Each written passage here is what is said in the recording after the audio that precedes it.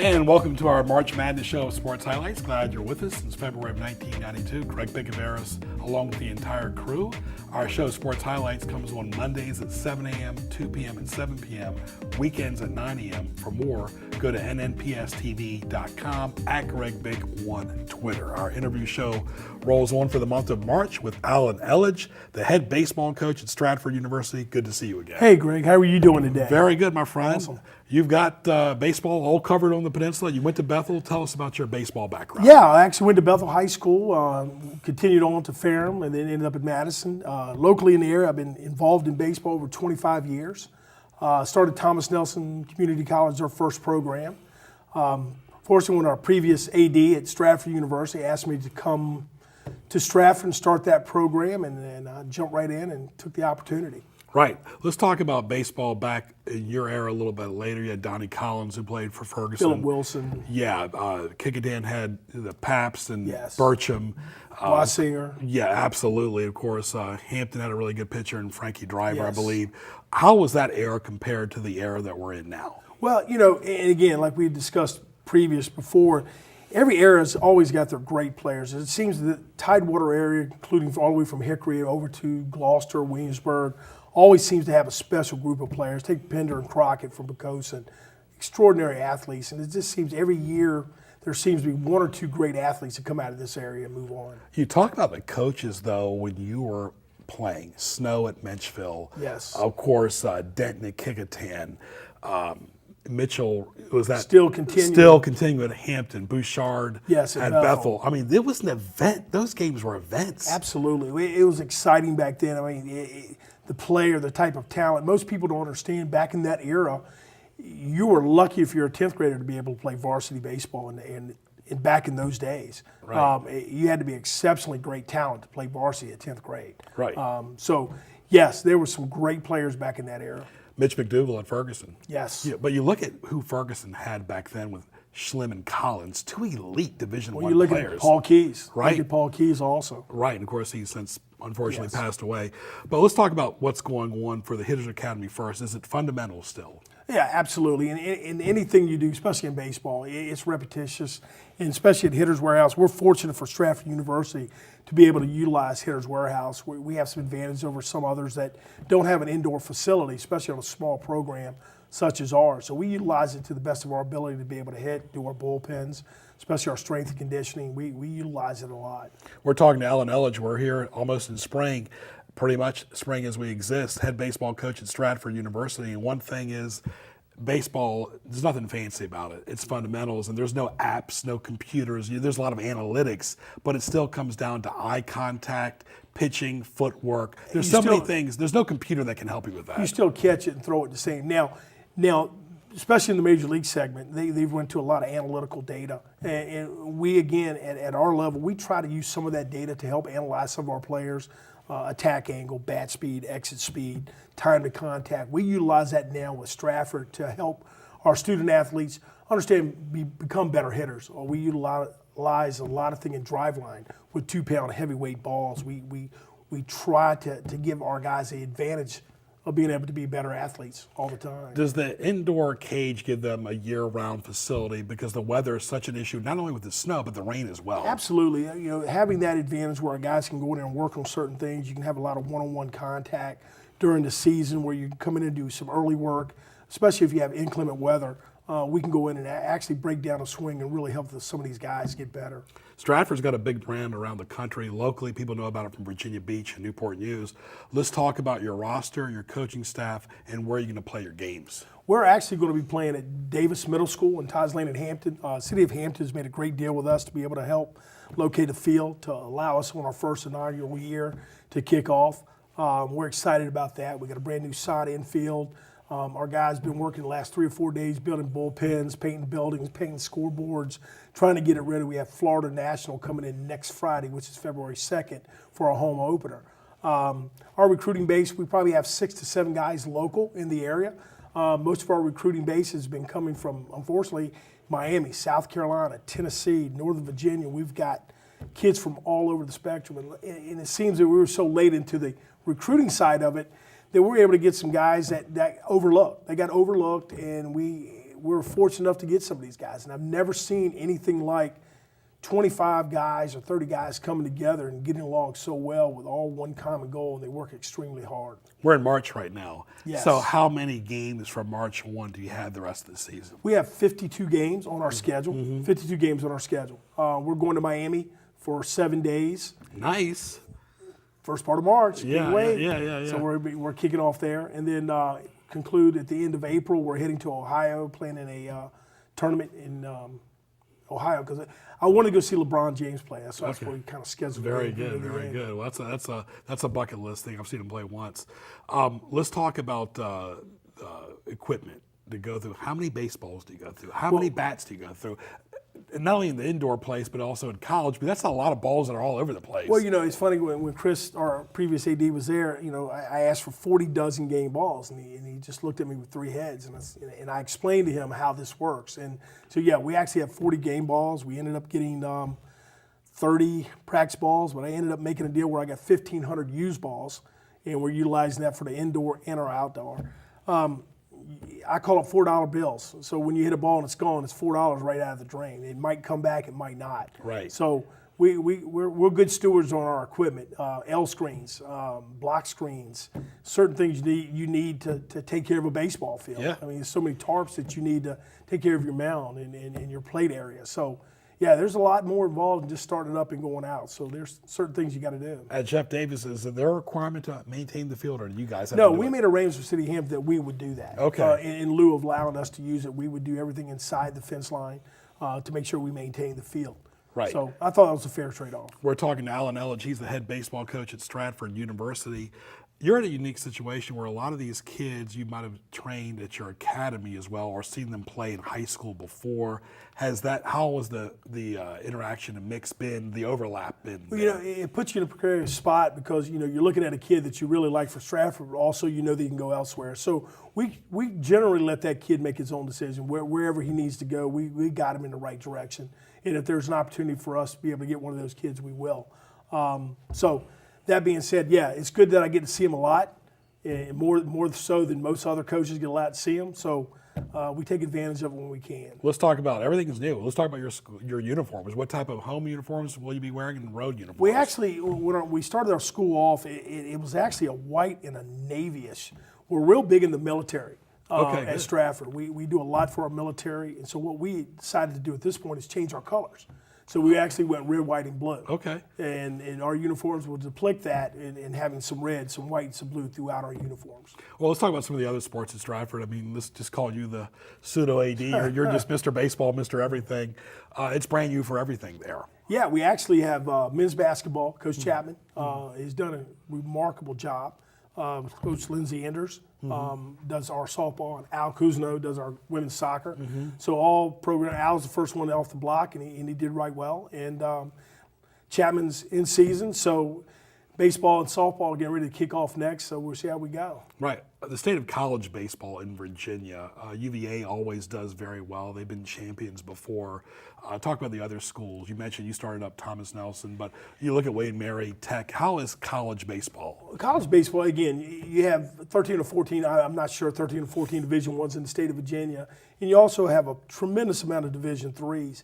We fall in the same category as Newport News Apprentice School. We're in the USCAA division along with the Apprentice School. So it allows us to pick a certain type of athlete, a second chance guy that needs an opportunity that maybe got overlooked and wants an opportunity to play college baseball. But yeah, the one thing in the state of Virginia that's lacking, you don't have very few Division II schools in the state of Virginia. So we are looking, and we've talked in our athletic department about moving our program towards the NAIA.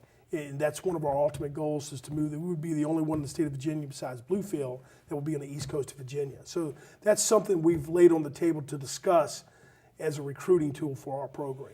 And big news in the month of March, the Tides will be taking on the Orioles at Harbor Park.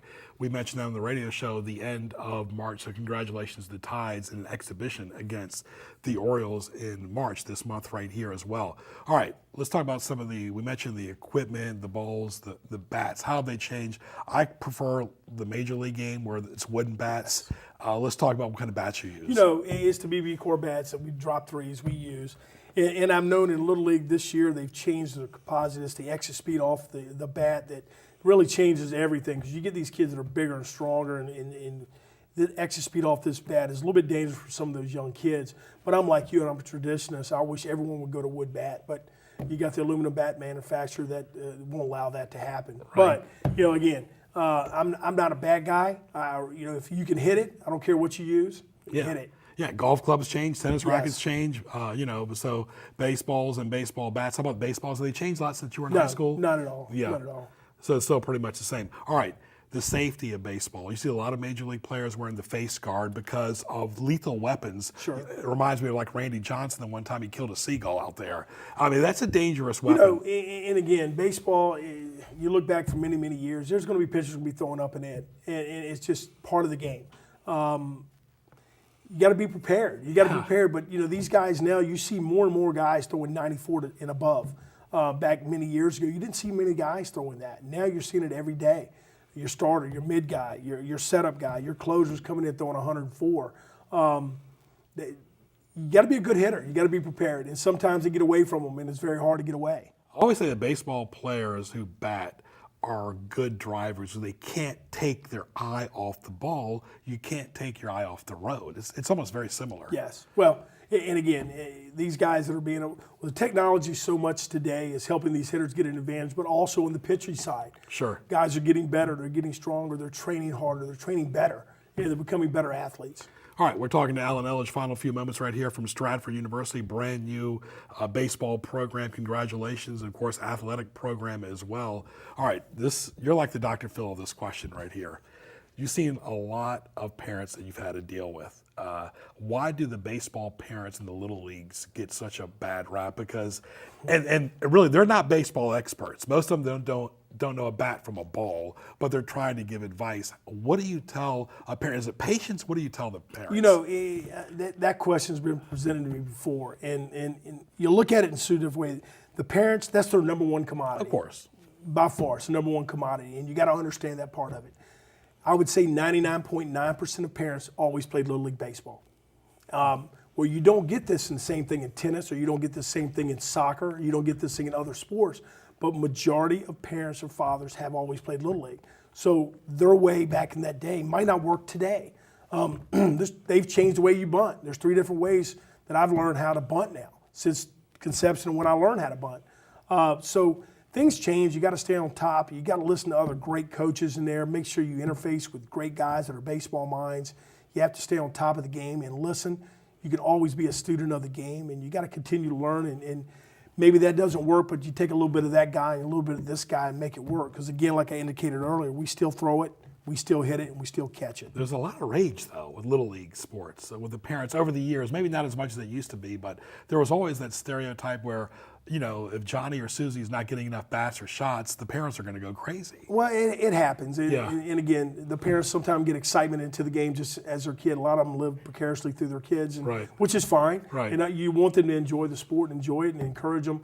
You know, I was reading an article time back, and they asked a lot of pros and they asked a lot of college guys, what was the worst thing you hated about playing sports? And he said it was always getting in the car and listening to your dad or mom critique the game about you. Either it was good or bad. And when you were bad, it was always the team's fault. Right. When you were good, you were always the individual. Right. And what I tell parents all the time, get in there and ask them what they want to eat. Right. And Change the subject. Let them bring it up, and always include the team. Never individualize your son or daughter. Always bring it about the team. And I think you'll end up having a much better relationship while they're playing sports if you bring the team up aspect-wise, not just focusing on their good behavior or their good deeds or whatever. Right, but you've always had that cool off period driving to Smithfield. Not everybody's got that cool off period, but what advice would you give to a kid that wants to play high school or college baseball? You got to train, get around people that are encouraging you to develop and become. I tell kids all the time, I say your ultimate end game is to be an impact player to make your high school team. Then at that point, you want to be an impact player for your high school. Then if you have a desire and a willingness and the skill that allow you to do that, go on to the next level. The game will let you know when you're not good enough. Very good. All the best, Alan Elledge. We will talk to you again on the radio and TV. Always a pleasure. Head baseball coach at Stratford University. Those titles keep coming. Awesome. Very good. Thank you. Always Appreciate a pleasure. it. Right there. Thank you. Stay right there. Alan Elledge.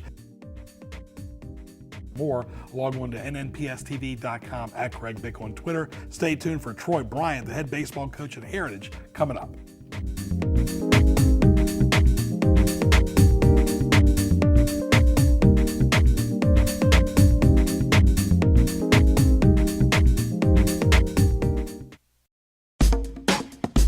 Hi, my name is Barbara Smith, and I'm with the Newport News Public Schools Department of Transportation. At the bus stop, students should stand away from the road in an orderly fashion and always be mindful of other people's property. While on the school bus, students should always behave, keeping their hands, heads, and any other objects inside the bus so as not to distract the driver from keeping their eyes on the road. Motorists must stop for a school bus and remain stopped until the bus's lights are off and begins to move again. Here at Transportation, our number one objective is the safety of the children. What do you want to be when you grow up? I want to be a scientist. I want to be a doctor. I want to be an engineer. Our younger students have the right idea. Today's leading careers are involved in science, technology, engineering, and math. Newport News Public Schools has embarked on an aggressive STEM education initiative that prepares students to take full advantage of STEM opportunities in higher education and career fields. So, what do you want to be when you grow up?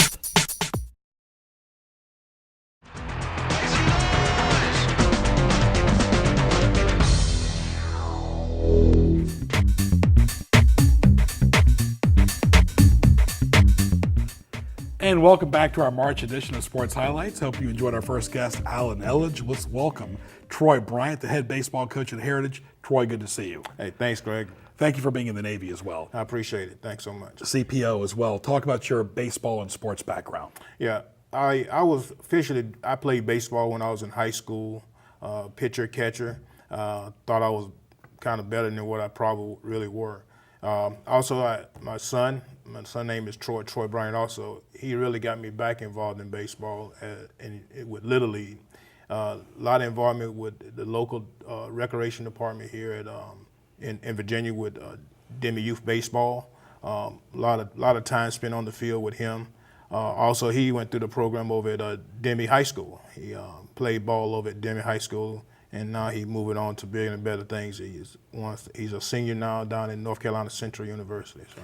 Did that DYBL help you think for varsity baseball? Because that's a pretty big responsibility to be a head baseball coach, varsity, in your first year. What are the expectations for you, and what did your AD said as well? Yeah, my AD is Dwayne Peterson. He's excited about me coming along, being the varsity baseball coach.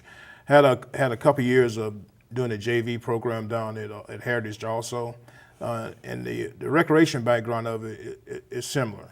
I had opportunity to coach kids between the ages of 13 and 15 years old, and we participated in state tournaments. We participated in district tournaments, and were very successful.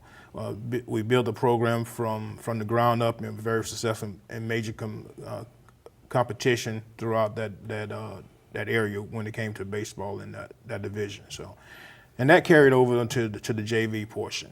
The JV baseball is, I think it's all about motivating, having patience with the kid, and also bring him along, teach him a game of baseball.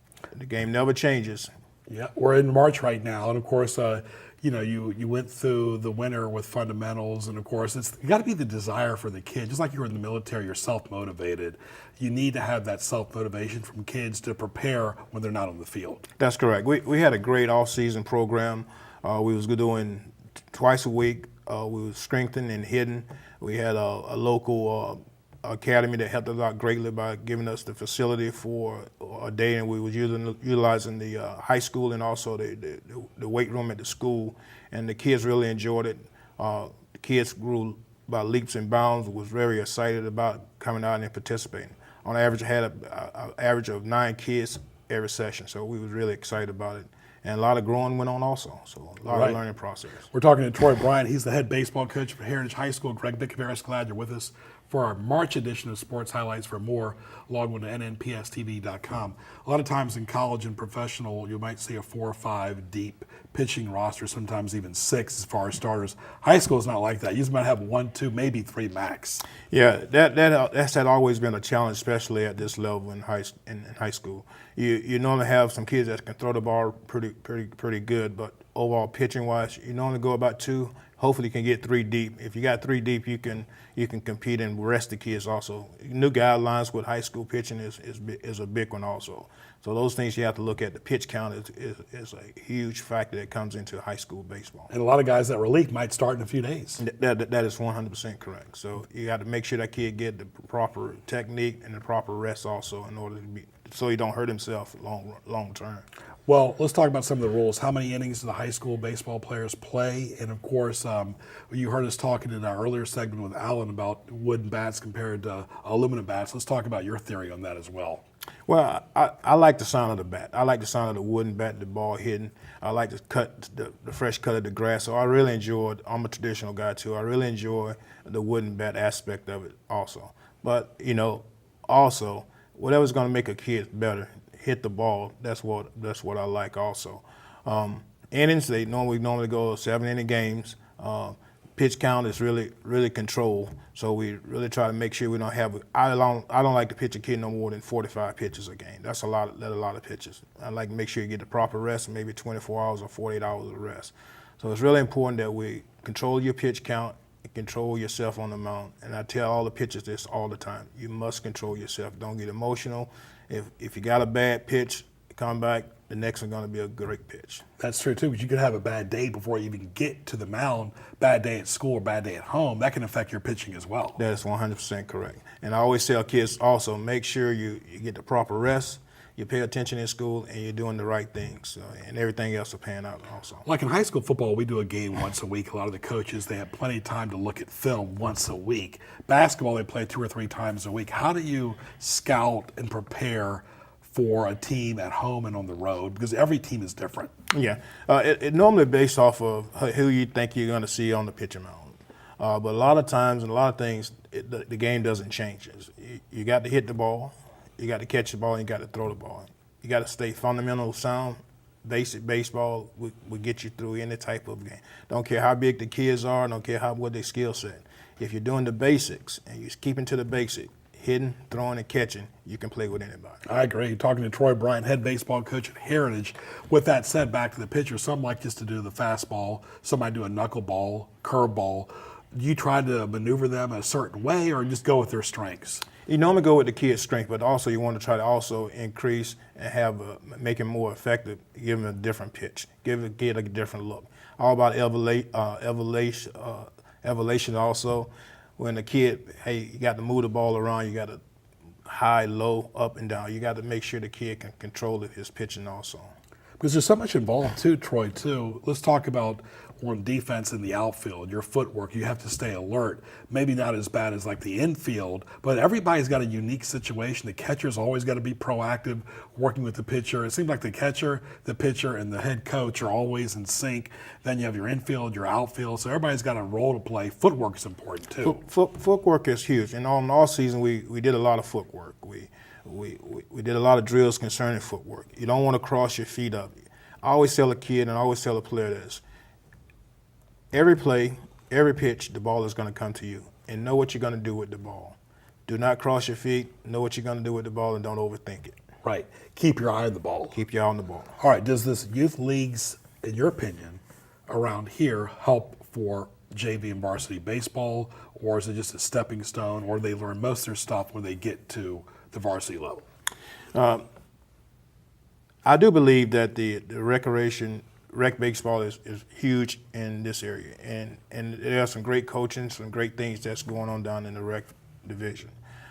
So I believe that recreation baseball is huge and does help transition over to JV baseball. But once you get to JV, there's other factors and other phases that you need to move into also concerning. Very good. Give us some advice. You were in the Navy for over a couple dozen years, over 20 years. Give us advice for a kid that wants to go either the Army, the Navy, the Air Force, Marine, Coast Guard, Reserves. What advice would you give? And the key word is sustain. I mean, you sustained for several decades. That's correct. What the best advice I can give a young man is to make sure he continue to pay attention in school, stay in your books, make sure you also keep yourself out of trouble, because that's one of the biggest factors that we have sometimes is young men want to go and join the military, but they have maybe some charges or some criminal background that won't allow him to do so. So the goal is to make sure you stay in school. Hey, get your high school diploma. Make sure you have yourself in a position where you don't have any police charges or anything followed upon you, and you can do anything you want to do. That's true for men and women both going to the service. That is 100% correct. Absolutely. And of course, what was the biggest thing you learned in the military? I have learned to be patient. Also, I have learned, hey, just like on the baseball field, every day you do the small thing right. If you do the small things right, keep doing all the small things right, which is going to take care of the big picture. If you do the small things, that will take care of your big picture. And final thing, as a head baseball coach, varsity at Heritage, of course, you haven't been in this area that long. You haven't had a big history, but brand new varsity baseball coach, you have to make most of all the decisions. Yeah, and I'm excited about it. I think my military background will definitely get me well past that. And also I got some great people that I have kind of networked with me that has also been in the area with baseball that I'm looking forward to it, looking forward to many years of baseball. Right. Is it like a military structure? You expect your kids to be on time. Talk about how important you learned that from the military. On time is very important. If you have to be there at 9 o'clock, if you're there at 9 o'clock, you're late. I believe in being there early. 15 minutes is a good time. That means you done dress, you got your shoes on, you got your gear ready to go, you're out on the field, you're already done your stretch. So once 9 o'clock comes, we can go directly into our practice. We don't have to worry about you putting on your shoes, finding water to drink. Being on time is important. I do expect my players and anybody around me to be on time. Right, because if one player is late, it affects the whole team. That affects the whole team, the whole practice, everything. Bus schedule, everything. Everything will be off. Troy, all the best to you. Heritage Hurricanes, brand new baseball coach. Good luck this spring. I appreciate it. Thanks so much. Very Greg. good. My pleasure. And thanks for your son as well for being in the program at Denby, too. Troy Bryant, Alan Elledge were our guests for our March Madness edition, talking baseball, America's pastime, right here at the college and the high school level as well. I want to thank our entire crew. Thank Fazoli's. Thank Ray Price and his great students as well. For more, go to nnpstv.com. If you want to be in the telecom program, call 591-4687, extension 0 for juniors and seniors. For Ray Price, happy March. I'm Greg Picaveras. We'll talk to you soon.